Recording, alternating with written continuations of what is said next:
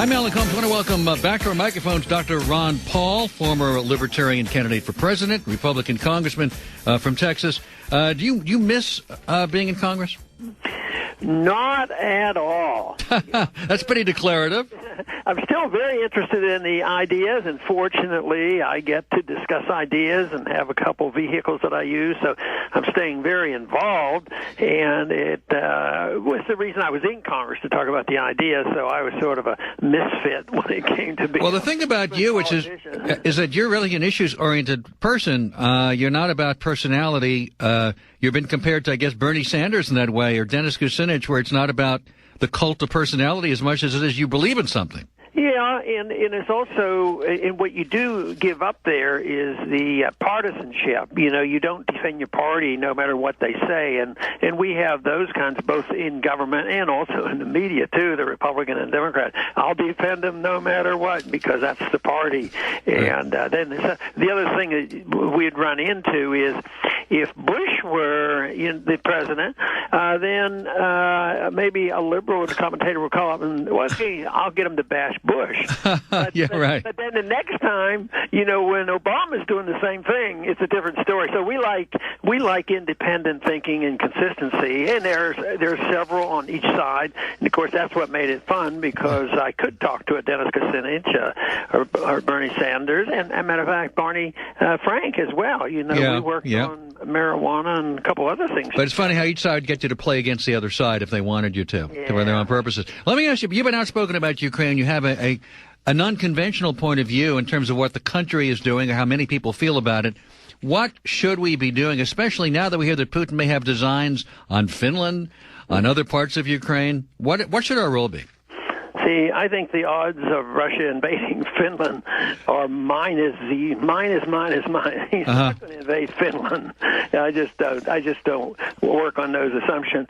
What I'm trying to do is sort out the truth and also stick to my principles that the least involvement on our part is the best thing for our taxpayers and the best thing for national security. And sorting out the truth is trying not to say, well, you know, the conventional wisdom is Russia is 100% responsibility for all this trouble. I don't buy into that. I think there's tremendous evidence for us having been involved in there for a long time. Even Victoria Nuland, has admitted we've spent over $5 billion trying to orchestrate democracy in this last decade, and we were very much involved in the Orange Revolution and this recent thing of the overthrow of an elected government.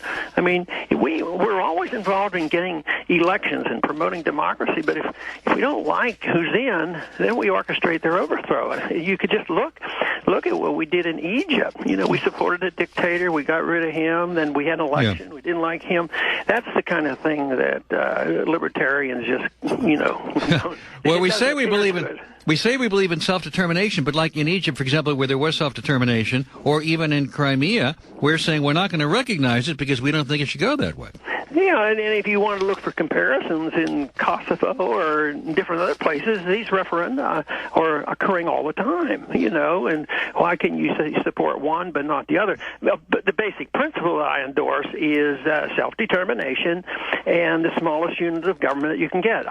It's the opposite of saying, well, we have to have one government. It's a world government with one or two people or a small number of people running the world. So that would be the complete opposite. The other argument, though, in Ukraine is that they were forced to vote a certain way. There was pressure. There was not really freedom of the press.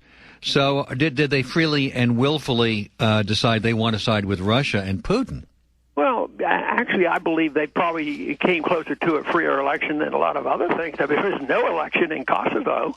It was just a declaration, by their parliament. And yet we bombed for 78 days and destroyed one government, and then they had this pretense, and we immediately recognized that government. So if you compare it to what we have done in our policies, I think it's probably minor. But where we who are argue this case, run into trouble is all of a sudden, if everybody is against Russia and we're going to criticize our own government, then we're in big trouble. But don't we have to criticize NSA and different other things when they're undermining our liberties? And see, I believe that a true patriotism means you're willing to challenge your own government when they're undermining personal liberties, and unfortunately, we find too many examples of that. Is there a dispute among libertarians where the Cato Institute, for example, is saying they don't agree with you on this, and Students for Liberty is saying something else? I bet it's okay to have differences even among libertarians, I would suppose. Yeah, and then the big question of who speaks for libertarians. Of course, I'm convinced that the true pro-American non-interventionist policy has been around a long time, and the founders talked about it, and we don't have authority to do these kind of things. So I'm always welcoming people who have similar views but not exact views, but some of us feel very obligated to help define what a foreign policy of liberty is all about, and it means we mind our own business and we don't waste our money, and now we're pumping in, billions more dollars into Ukraine. And look at what happened when we got behind some people trying to overthrow the government in Syria. The money was going to Al-Qaeda. And this same thing is going to happen. I'm predicting that once things get even more settled down, people are going to say, why did we ever support these people who took over this government? So and the best thing to do is not pretend that Ron Paul has perfect enlightenment and that he knows that the Russians are good guys and the guys in West Ukraine are the bad guys, this sort of thing. The best thing I can do is argue the case for non-intervention and let somebody else sort this out instead of saying, well, let's tax the American people and send it overseas and get the IMF. I mean, this whole thing on the IMF, I'm sure you have seen some of the economic reform. What they're insisting, they're coming up with $18 billion. They immediately want to raise taxes. Rich people don't pay taxes. The poor people pay them. Yep. And they want to raise energy prices, and they want to freeze wages. This is the whole thing. When you get into regulating wages, everybody thinks, oh, yeah, that'll keep the wages high. But when push comes to shove, they do the opposite, and they don't want wages to go up. And that's the IMF, and we're paying for it. So the American people get poorer, and we expose ourselves to greater danger. It doesn't help our national security, and I think it enhances, the economic problems we have. And also, it creates an atmosphere where people think, well, it's a war on terrorism. We have to have our NSA spying on us to find the bad guys, even if they accomplish nothing. There's this easier sacrifice of our liberties. So that's why I think morally and constitutionally and financially it is easy to make the case for non-intervention. We're talking to Ron Paul. Is there a point at which we should be involved if, for example, Putin goes further, other parts of Ukraine? There are apparently 40,000 troops amassed on the border. He said that he's going to pull them back, but we're not sure he has. Or should we do it with NATO? Is there any point of intervention on our part that would make sense? Well, it's not a threat to us, so I would say no. We don't need to be there. Really, the ideal thing would be for Russia and the Europeans and Americans just to stay out and let the Ukrainians make their own decision. And I think they would end up with half of it going with Europe and half going with Russia, because I indeed believe it's like two countries. They have two different languages. And Crimea was especially a separate area.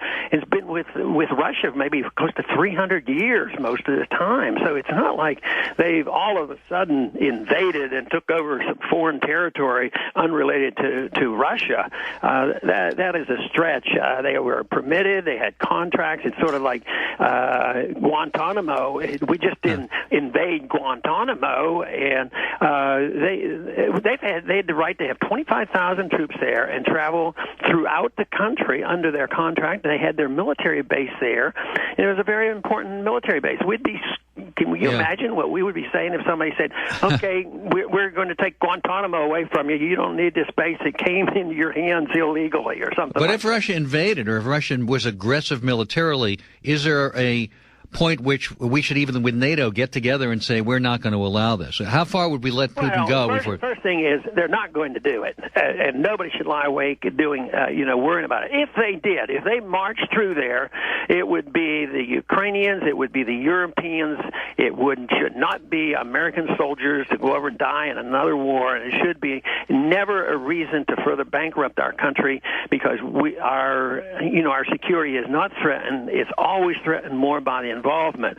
But concocting these possibilities, and you see, all foreign policy as well as economic policy is designed, is promoted by motivating fear, scare the people to death. They're coming.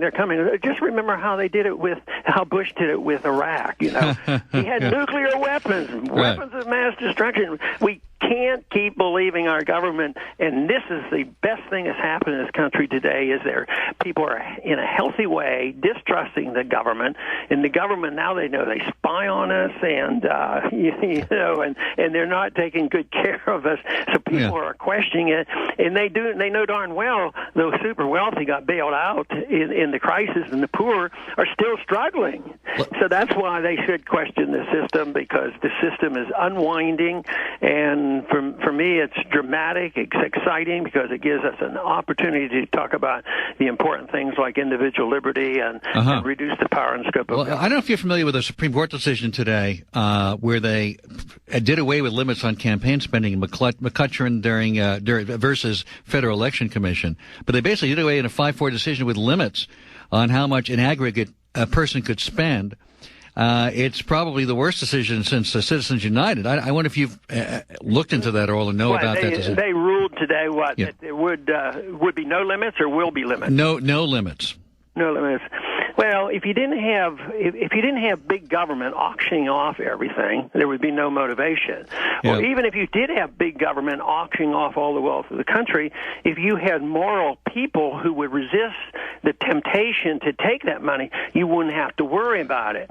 So it isn't the fact that people have money and they spend it in their own best interest. I don't want to limit anybody's ability to petition the government and work for candidates, because it's a blanket approach, and that isn't the problem. The problem is corrupt government, and the money is a consequence of what government can do. If you had, for instance, I was there 23 years, I guess. I had no problems with lobbyists, and no special interests donated any money to me, and they didn't come on banging on my door.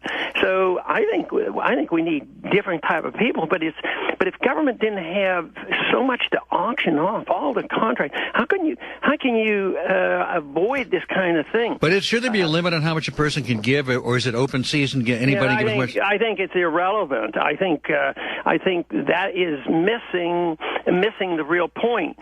You have a problem. Government's too big, and they auction off all the goods and services, and so you take away somebody's liberty for me to petition my government and say, hey, I don't want any more war. Oh, okay, well, you're a petitioner, and we better watch out. You'll get too powerful, and you're a billionaire. You're going to spend $100 million advocating for peace.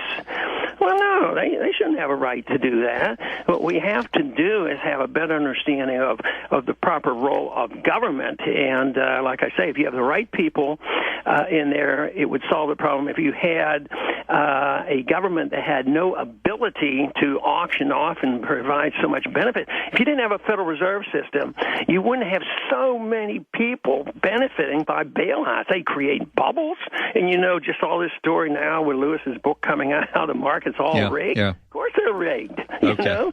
So that's why the little guy always loses. The little guy's probably moving into the markets right now. That's what my guess is. Well, Dr. Paul, I always appreciate your time. Thank you very much for talking to us tonight. And by the way, the Ron Paul channel is up, right? RonPaulChannel.com, where you can see your television presentations. Very good. RonPaulChannel.com. Thank you so much, Dr. Paul. Okay. Thank you very much. Ron Paul. And we'll be back at 877-367-2526.